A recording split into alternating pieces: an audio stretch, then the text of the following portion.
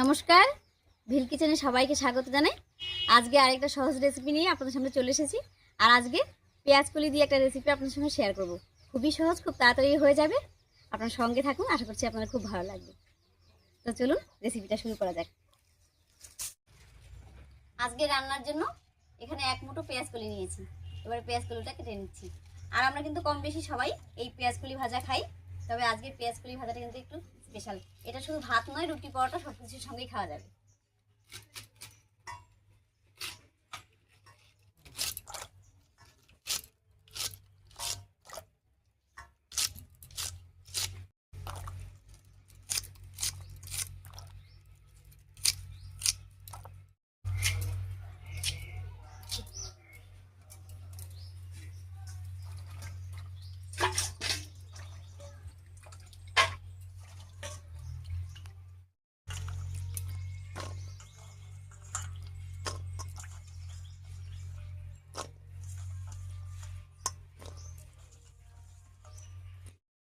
পেঁয়াজ কলিটা কেটে ধুয়ে একেবারে পরিষ্কার করে নিয়েছি। আর সঙ্গে ফুলকপি এরকম চৌকো করে নিয়েছি আলু, কাঁচা লঙ্কা, টমেটো, থেতো করা রসুন, কুচি করা পেঁয়াজ, আর সঙ্গে নিয়েছি কালো জিরা।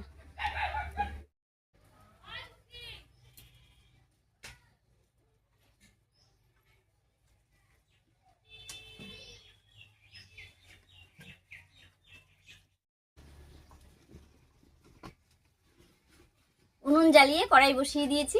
এবারে কড়াইয়ে সরষের তেল দিয়ে ফুলকপিটা প্রথমে ভেজে নিচ্ছি।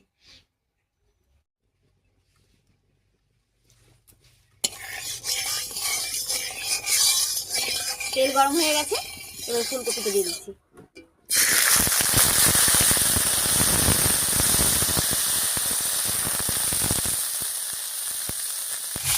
তেলের উপরে ফুলকপিটা দিয়ে একটু নাড়িয়ে নিলাম। এবার একটুখানি লবণ আর একটুখানি হলুদ দেবো।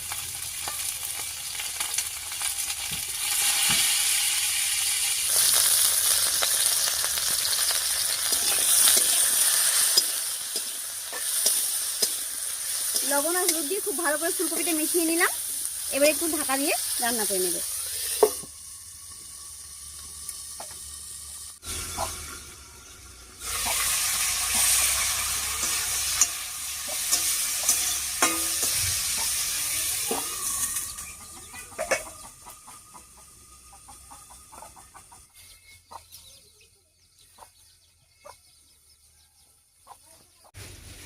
ঢাকা দিয়ে ফুলকপিটা বেশ কিছুক্ষণ রান্না করে নিয়েছি। এবার ঢাকা খুলে নামিয়ে নিচ্ছি ফুলকপিটা।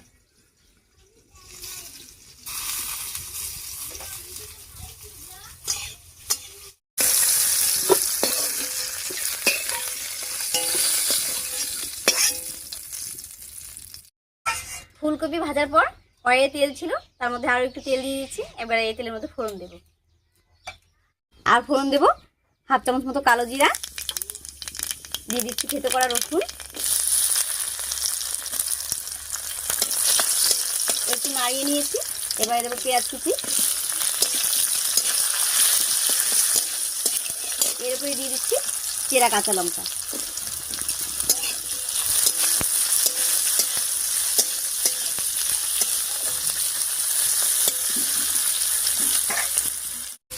পেঁয়াজ, রসুন, কাঁচা লঙ্কা হালকা ভাজা ভাজা হয়ে গেছে। এবারে কেটে রাখা আলুটা দেব।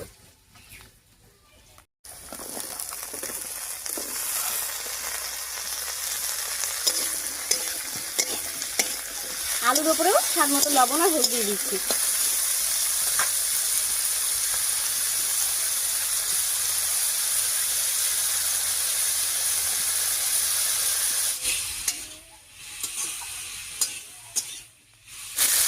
আলুটা একটু রান্না করে নিয়েছি। এবার এর উপরে দেবো কেটে রাখা পেঁয়াজ কুলি।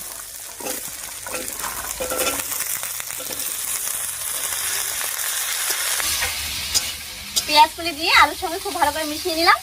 এবার ঢাকা দিয়ে কিছুক্ষণ রান্না করে নেব। আর এতে করে আলু আর পেঁয়াজ কুলি খুব ভালো সেদ্ধ হয়ে যাবে।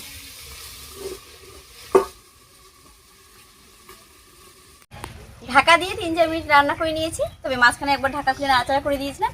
এবার ঢাকাটা তুলে নিচ্ছি।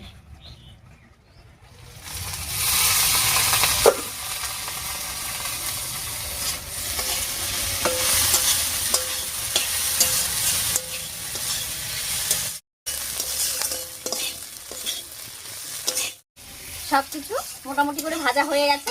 এবার এর মধ্যে দেবো কেটে রাখা টমেটো।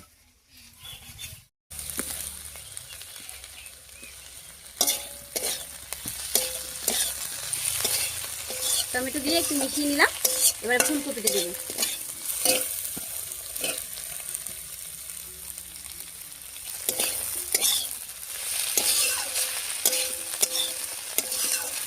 টমেটো ফুলকপি দিয়েও খুব ভালো করে মিশিয়ে নিলাম। এবার ঢাকা দিয়ে 4-5 মিনিট রান্না করে নেব। আর এতে করে টমেটোগুলো হালকা নরম হয়ে যাবে।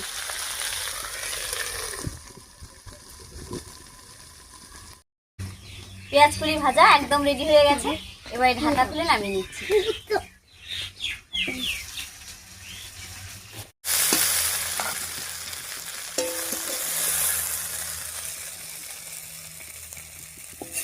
পেঁয়াজ কলি ভাজাটা দেখুন দেখতে কত সুন্দর হয়েছে। আর এটা শুধু ভাত নয়, রুটি পরোটা সব কিছুর সঙ্গেই কিন্তু খাওয়া যাবে। আপনারা তো পেঁয়াজ কলি দিয়ে অনেক রেসিপিই খান। আমার এই ছোট্ট সহজ রেসিপিটা একবার ট্রাই করবেন এবং খেয়ে জানাবেন যে কেমন হয়েছিল।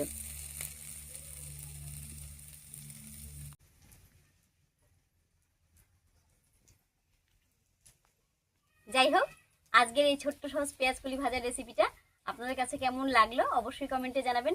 যদি ভালো লাগে একটা লাইক করে দেবেন এবং চ্যানেলটিকে সাবস্ক্রাইব করে এইভাবেই আমাদের পাশে থাকবেন।